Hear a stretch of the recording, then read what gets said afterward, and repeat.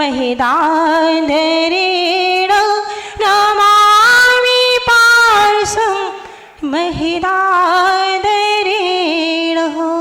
गुरुः पान्तु नो नित्यं यान दर्शने नायकः चारित्रेण गम्भीरा मोक्षे मार्गोपदेशकः मोक्षे मार्गोपदेशकः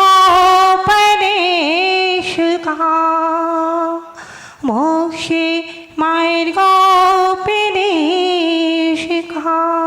बोलिए अनंतानंद सिद्ध परमेश्वर भगवान की, देवादिदेव 1008 पार्श्वनाथ भगवान की। जयकारा में बुलंदगी नहीं है, सभी लोग दोनों हाथों को खड़ा कीजिए और तेज आवाज में बोलिएगा।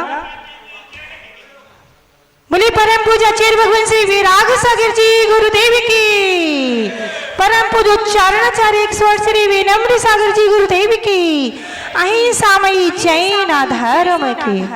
बोले परम पूज्य का 105 विनयश्री माता जी की। कहते हैं बिंदु से सिंधु की यात्रा कराने वाले गुरुदेव हुआ करते हैं, जीरो से हीरो बनाने वाले गुरुदेव हुआ करते हैं, पत्थर को परमात्मा बनाने वाले हमारे गुरुदेव ही हुआ करते हैं। ऐसे गुरुदेव जिनके चरण सन्निधि में रहकर हमने सीखा है, समझा है, वही आप लोगों के लिए कुछ कहने का प्रयास कर रही हूँ। वैसे तो आचार्य भगवंत साक्षात विराजमान हैं, उनके समक्ष हम क्या बोले। एक बूंद सागर के समक्ष यदि बोलने का कोई प्रयास करती है तो वह असमर्थ ही होती है, समर्थता को प्राप्त नहीं होती है। उसी प्रकार ये बूंद गुरुदेव के समक्ष विराजमान हैं और कुछ बोलने का प्रयास कर रही है। आप अज्ञानी समझ करके इस बूंद को थोड़ा सा बस आप लोगों को बताएंगे। एक भक्त ने भगवान से प्रश्न पूछा, हे भगवान, हे गुरुदेव, यह बताइए कि सर्वप्रथम क्या करना चाहिए, त्वरितम किम कर्तव्यम। बुद्धिमान पुरुषों को शीघ्र ही क्या करना चाहिए। भगवान ने, गुरुदेव ने, आचार्य भगवंत ने उत्तर दिया, संसार संतति छेद। विद्वान पुरुषों को संसार की संतति है उसका छेद करना चाहिए। संसार की संतति का छेद किस तरह होगा, क्या करें कि संसार संतति का छेद हो, कौन सा ऐसा हम कार्य करें, कौन सा ऐसा धर्म करें, कौन सा ऐसा पुण्य का कार्य करें जिससे हमारी संसार की जो संतति है, जो जन्म जरा मृत्यु रूपी जो संसार है उसका नाश हो, क्या करें। तो हम लोग दर्शन पाठ में भी पढ़ते हैं, दर्शने जिनेन्द्राणां साधूनां वन्दनेन च न चिरं तिष्ठते पापं चित्रहस्ते यथोदकम्। क्या कह रहे हैं, दर्शने जिनेन्द्राणां, जिनेन्द्र भगवान के दर्शन करने से साधुना वंदन देने चा, और साधुओं की वंदना करने से क्षेत्र हस्ते यथोदकम, दर्शिनेन जिनेन्द्राणाम साधुना वंदनेन चान्ना चिरम तिष्ठते पापम छित्र हस्ते थोत्कम। जिनेन्द्र भगवान का दर्शन करने से और साधुओं की वंदना करने से चिरकाल में जो हमने पाप कार्य किए थे, जो गलत कार्य किए थे, जो मिथ्या कार्य किए थे, वो कार्य कैसे होते? छित्र हस्ते यथोदकम। जिस प्रकार छिद्र सहित अंजलि में, ये हमारी अंजलि है और इस अंजलि में अगर पानी डालेंगे तो धीरे धीरे करके वो पानी समाप्त हो जाएगा। ऐसे ही जो जिनेन्द्र भगवान का दर्शन करता है भावपूर्वक और साधुओं की वंदना करता है भक्ति पूर्वक, श्रद्धा पूर्वक, जो भक्ति करता है उसके जस छिद्र सहित, जैसे हमारे अंजलि में जो हमने पूर्व से जो पाप किए थे वो पाप कार्य छिद्र सहित अंजलि में धीरे धीरे करके समाप्त हो जाते हैं। तो संसार संतति छेद, साधुओं की वंदना करने से और जिनेन्द्र भगवान के दर्शन करने से संसार का छेद होता है। जन्म जरा मृत्यु जैसे महारोग भी, दुनिया में बहुत से रोग हैं। आचार्य भगवान कहते हैं एक अंगुल में 96 रोग होते हैं, एक अंगुल में 96 रोग होते हैं और पूरे शरीर में तो 5,68,558 कुछ ऐसे, मुझे कुछ एकदम से क्लियर याद नहीं आ रहा है। पूरे शरीर में बहुत से रोग होते हैं, 5 करोड़ कुछ कुछ रोग होते हैं। तो ऐसे रोग होते हैं और एक अंगुल में 96 रोग होते हैं। तो और लेकिन ये जो कैंसर आदि रोग है, इन रोगों को तो हम इसी जन्म तक ये होता है और फिर दूसरे जन्म में ये चला जाता है। लेकिन जो जन्म जरा मृत्यु भी रोग है, ये संसार के महारोग है। इन रोगों को बचाना, इन रोगों से बचना, जब तक संसार का छेद नहीं होगा तब तक ये रोग हमें सताते ही रहेंगे और सता भी रहे हैं। जन्म जरा मृत्यु। आज हम देखते हैं कि जिनका आज यहाँ पर हम कई लोगों को देख चुके हैं जिनको हमने पहले देखा वो इतने बड़े बड़े कार्य करते थे, समाज सेवक भी थे और भी कार्य करते थे, धर्म के कार्य करते थे। लेकिन आज उनकी वृद्धा अवस्था आ चुकी है और वृद्धा अवस्था में उनकी ऐसी स्थिति आ गई है कि उनको देख करके दुख होता है, कष्ट होता है कि एक समय था कि ये ऐसे इतने बड़े बड़े कार्य करते थे और आज देखो इनकी वृद्धा अवस्था, जरा ऐसा रोग आ गया है कि अब ये अपने आप को भी नहीं संभाल पा रहे हैं। क्योंकि ये वृद्धावस्था और एक मरणावस्था एक ऐसी अवस्था है कि इसमें अपने आप को हम नहीं संभाल सकते हैं। उसको संभालने के लिए एक गुरु की ही हमें शरण लेना पड़े। जब तक हम गुरु की शरण लेंगे वो हमारे लिए, हमारे कष्टों को, हमारे बुढ़ापे को, हमारी मरणासन अवस्था को एक गुरु ही है जो हमें अंत समय हमें संबोधन करके, हमें अच्छे धर्म की बातें सुना करके, हमें सही तत्व की बात सुना करके, हमें संबोधन करके हमारी अवस्था को सुधार सकते हैं। एक गुरु कह रहे हैं कि भगवान की उपाधि क्या है? तो कह रहे हैं गुरु वचनम, गुरु के वचन ही उपाधि हैं। अगर अंत समय अगर कोई व्यक्ति मरणासन है, मरणासन अवस्था में है और यदि उसने अपने जीवन काल में कोई गुरु बनाया होगा, कोई गुरु बनाया होगा और उस गुरु की आवाज, गुरु वचनम, उस गुरु की आवाज भी अगर उसको दूर से सुनाई दे तो वो कहेंगे हमारे गुरुदेव की आवाज है। और उसके प्रति उसकी जो भाव, जो मरणासन व्यक्ति है और वो गुरु वचन को सुन करके उसकी स्थिति सुधर जाएगी, क्योंकि उसने उनको गुरु बनाया था। तो गुरु वचनम यानी गुरु की वाणी, गुरु की की वाणी हितकर होती है। अगर वो गुरु की वाणी थोड़ी सी भी सुन ले रहा है तो उसका जीवन काल में जो उसने गुरु बनाया था और मरणासन अवस्था में भी अगर वो गुरु की वाणी सुन लेगा था तो उसका अंत समय भी सुधर जाएगा। तो गुरु वचनम, गुरु के वचन उपादे हैं, गुरु वाक्यम प्रमाणीय ना संदेहम ना संशयम, यानी गुरु के वाक्य ही प्रमाण है, उसमें किसी प्रकार का कोई संदेह और संशय नहीं करना चाहिए। गुरु के द्वारा कहे गए वाक्य ही प्रमाण है। तो गुरु के वचन अगर हमें अंत समय भी हम एक ओम भी अगर उनका सुन लें तो ओम भी हमारे लिए, वो हमारे जीवन के लिए सार्थक हो जाता है। गुरुदेव ने कहा हम लोग श्रावक के कितने कर्तव्य होते हैं, कितने कर्तव्य होते हैं? श्रावक के 6 कर्तव्य होते हैं और साधुओं के भी 6 कर्तव्य होते हैं। श्रावक अपने कर्तव्यों का पालन करे या ना करे?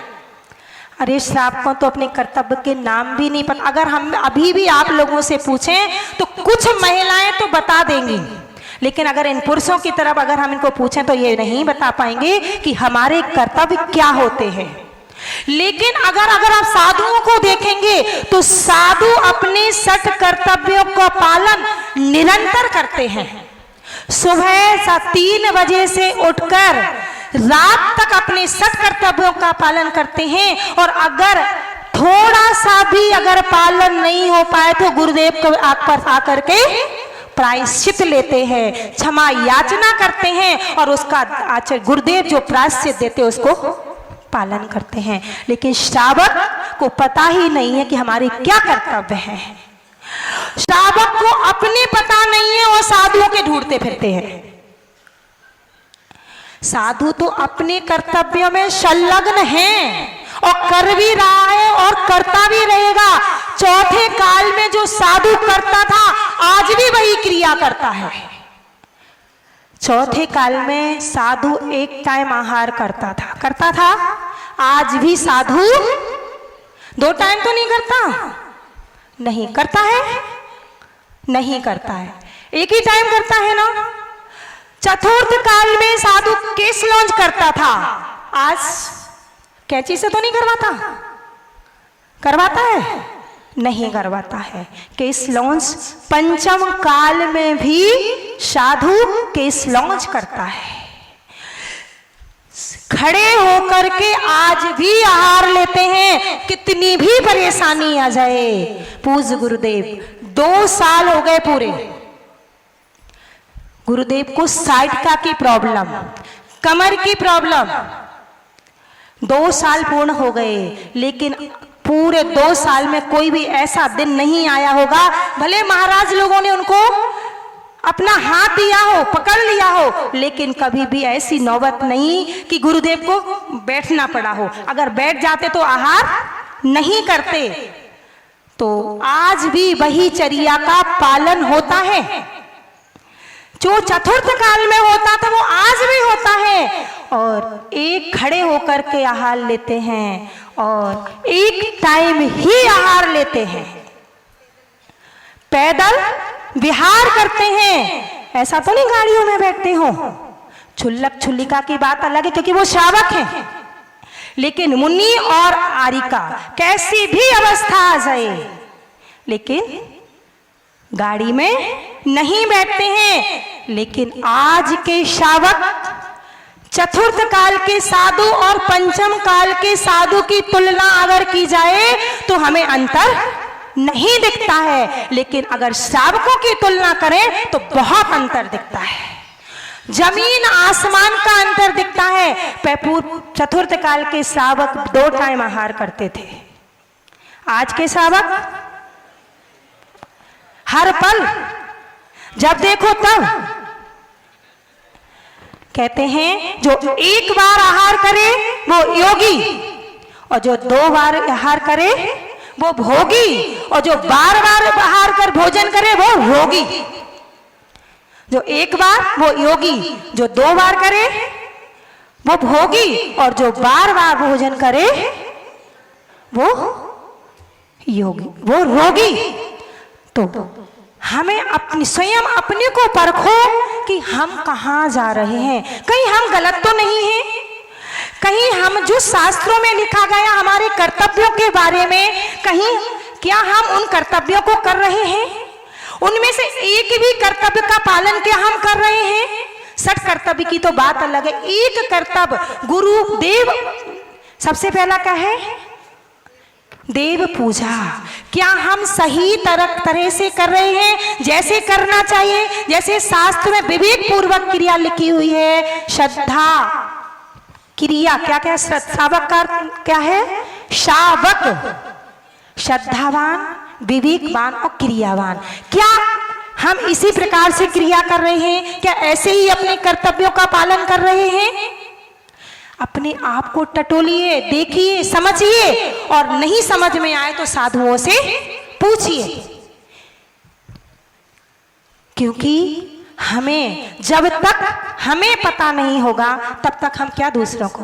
मुझे याद आता है जब पहली बार हमने जो श्रावकाचार के विषय में पीएचडी की, और जब एग्जामिनर ने हमसे पूछा कि आप ये बताइए कि आप श्रावकाचार के विषय में ही पीएचडी करना क्यों चाहते हैं।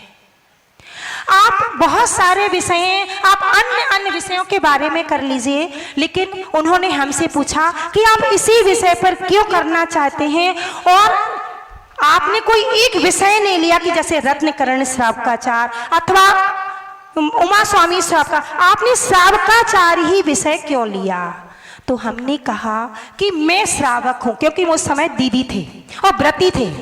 तो मैंने कहा मैं हम स्वयं श्रावक हैं, और जब तक हम अपना पता नहीं करेंगे, क्योंकि पीएचडी का मतलब होता है शोध, यानी उसकी गवेषणा, उसकी मीमांसा, उसकी अन्य दर्शनों में सभी प्रकार के जो श्रावकाचार है, आचार हैं, अन्य दर्शनों में, अन्य संप्रदायों में किस गृहस्थ का कैसा सदाचार होना चाहिए, उसके कैसे संस्कार होना चाहिए, सभी जब तक हमें उस चीज का पता नहीं होगा तो हम कैसे कुछ कर पाएंगे।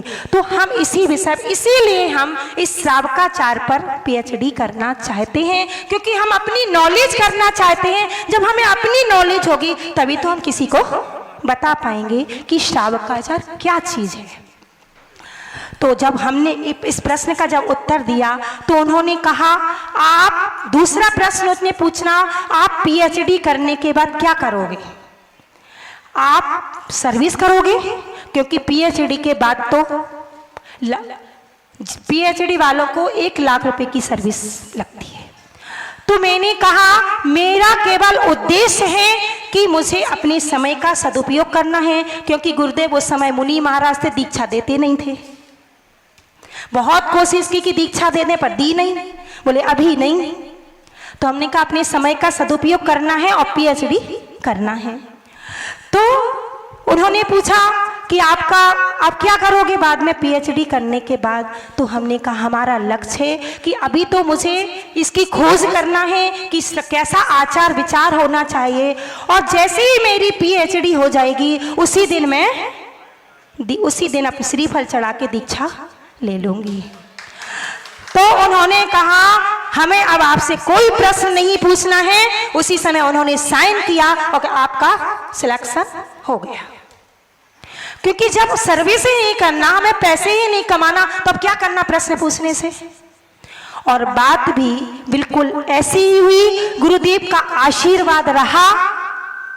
और हम बड़ी माता जी जो अपन दीदी आप लोग जानते होंगे, वो और हम दोनों जन हमेशा साथ में हम लोगों ने पढ़ाई की, और जब भी कहीं जाते थे दोनों साथ में। और जब हम लोगों की पीएचडी गुरुदेव के आशीर्वाद से एक चातुर्मास में, उदयपुर के चातुर्मास में हम लोगों ने पूरे तन मन से पूरी मेहनत की गुरुदेव के आशीर्वाद से। उन्होंने हमें बिल्कुल कहा कि तुम तो अपना काम करो, कुछ नहीं करो, बस अपना काम करो। और 1 साल 1.5 साल में जब हम लोग सबमिट करने गए तो वहाँ के प्राचार्य बोले अभी आपका समय नहीं हुआ है, क्योंकि 2 साल के पहले PhD की जमा नहीं होती है। तो फिर हम लोगों को 6 महीने बैठना पड़ा। जब 2 साल हो गए तब सबमिट हुई। और जब हम लोगों को वहाँ से प्रोफेसर का फोन समाचार आया कि आपको अब डॉक्टरेट की उपाधि मिल गई है, उसी दिन हम लोगों ने गुरुदेव को श्रीफल भेंट किया और कहा कि बस गुरुदेव अब हमें दीक्षा दे दीजिए। हमारा जो मन था, आपका आशीर्वाद था और हम लोगों का काम पूर्ण हो गया। माता जी ने सम्यक दर्शन पे PhD की थी और हमने श्रावकाचार पे, तो श्रावक का विषय निकला, इसलिए ये प्रसंग आ गया। बस यही कहना है कि आप लोग भी ये समझें कि हम गृहस्थ हैं, हम श्रावक हैं, जैन हैं। तो हम अगर गृहस्थ हैं तो गृहस्थ का धर्म क्या है, जैन हैं तो जैन का धर्म क्या है, और यदि श्रावक हैं तो श्रावक का धर्म क्या है, और यदि हम साधु हैं तो साधु का धर्म हमारा क्या है। ये हमें समझना है कि हमारा धर्म क्या है, हमारे आवश्यक क्या है, ये हमें समझना है और आपको अपना समझना है। और नहीं समझ में आए तो आपको गुरुदेव से पूछना है। बस इतना ही कहना है। अमल से जिंदगी बनती, जन्नत भी जहन्नुम भी, अभी भी कुछ नहीं बिगड़ा, बना लो जिंदगी अपनी, बना लो जिंदगी बनी। अभी भी कुछ नहीं बिगड़ा, बना लो जिंदगी बनी।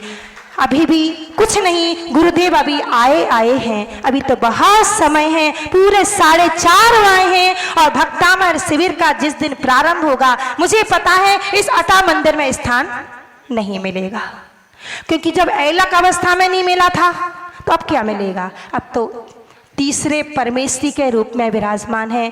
और अब की वाणी और तब की वाणी में भी बहुत अंतर था। तो सभी लोगों का, चाहे बच्चे स्कूल जाते हैं वो ठीक है, पर जब जब बच्चों की छुट्टी हो, बच्चों को भी जल्दी सो करके, आजकल बच्चे देर में उठते हैं, लेकिन सब माताओं पिताओं का ये कर्तव्य है कि अपने बच्चों को जल्दी उठाएं और गुरुदेव की क्लास में भेजें। उन सबके लिए, चाहे बहनें हों, चाहे बच्चे हों, चाहे बड़े हों, चाहे बूढ़, कोई भी हो, सबके लिए क्लास नहीं छोड़ना है। और भी क्लासें लगती हैं, संस्कृत की, छैडाला की, बहुत सारी क्लासें यहाँ पर प्रारंभ हो चुकी हैं। कल सब लोग कह रहे थे माता जी सभी को पता नहीं है, बहुत जगह के लोग आते थे, अब नहीं आ पाते। तो 4 बजे से यहाँ पर क्लासें लगती हैं, जिसमें छैडाला, जिसमें रत्नकरण श्रावकाचार, सर्वार्थ सिद्धि, इष्टोपदेश, द्रव्य संग्रह, पद्म नंदी, पंचविंशति का संस्कृत की क्लासें आदि यहाँ पर लगती हैं। जो कोर्स चल रहा है वो भी क्लासें चलती हैं, अन्य क्लासें भी यहाँ पर चलती हैं। तो आप लोगों से यही करना है कि समय का ध्यान रखते हुए सभी क्लासों में आइए और थोड़े थोड़े अपने घर के कार्यों को जल्दी कर लीजिए, जिससे कि आप लोग ये धर्म का लाभ आप लोग ले सकें। बोलिए परम पूज्य आचार्य भगवान श्री विनम्र सागर जी गुरुदेवी की